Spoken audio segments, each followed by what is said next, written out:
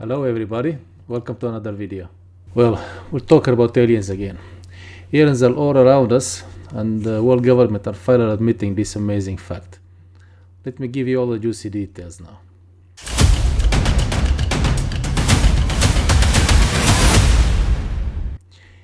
If you remember in the last video, which you can watch after this one, okay, don't stop this one and go now. So if you haven't seen it yet, I talked about the so-called aliens, which are actually jinn. I will explain exactly in more details what are they and how were they created, how they came to be. But first we need to know what was created before them and how the world was set for them to come to existence. So today I'm just going to talk about the origins of the so-called aliens, which are in fact the good old demons. What I'm about to say is going to fly flat over a lot of heads. We know that. And I will probably be called crazy for believing so. But the issue is, if you are a religious person, or even if you're not, but if you are a religious person of any faith or religion, you have to admit that every religion is based on faith. Faith and belief are the building blocks and pillars of every religion or belief system in our lives. Every religion spoke of demons in some way or another. I will base my explanation on the Islamic religion for this time. But it could be any other Abrahamic religion or even non-Abrahamic religions. So Islam explained in details everything needed for us to know about the creation. And not just the creation and the demise of demons, as it did to every other topic you can think of in your life. More on this on some other video. Anyway,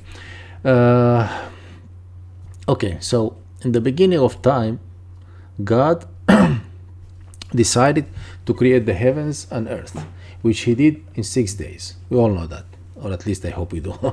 Then he created the angels out of his divine light. Of course, we the humans were much later created from dust or clay. And that is what we become actually after we die. We become clay and dust. Ashes to ashes, dust to dust, right? So God decided to create the angels from light. And such creations have certain characteristics and abilities that make them unique in comparison to all other creations. We must understand that there are many different kinds of angels and there are many different kinds of humans. The same concept. Some angels are created just for the purpose of prostrating and glorifying God. That's their main purpose. And they never raise their heads from prostration. Some have certain tasks and jobs given to them by God. One example is the greatest angel of them all, Jibril, depends how you pronounce it, who was tasked with carrying God's message to his prophets and messengers. That was his main task. He had some other tasks, but on that some other time. Anyway, so angels are beings exist in the higher part of the light spectrum, above the ultraviolet frequency. That's why we can't see them. However, they can take some human shapes or reveal themselves to human in some cases. Even though we cannot see them, God gave us a sign to know that they are present, and told us that, for example, the roosters, male chickens, roosters are able to see them. And they themselves, and they always actually sound off when they see angels. And this event happens every day. You can check it at dawn and at the time for afternoon prayers in Islam. Why? Because that's when the angels working the morning shift go up to heaven, while the night shift comes to take their place, and vice versa. What shift, you ask?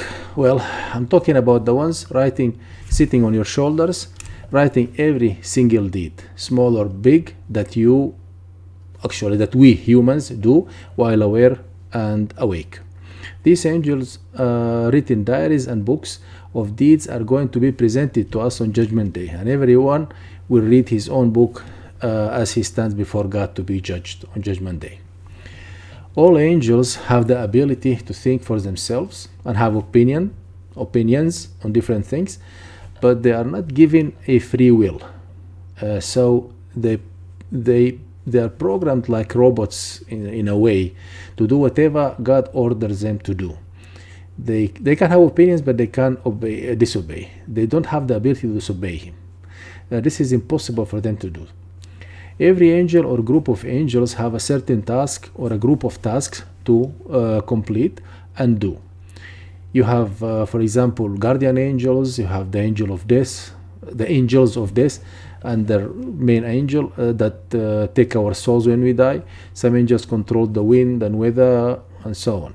Of course, there are the guardians of paradise. Angels guard paradise, and angels who guard hell, and so on.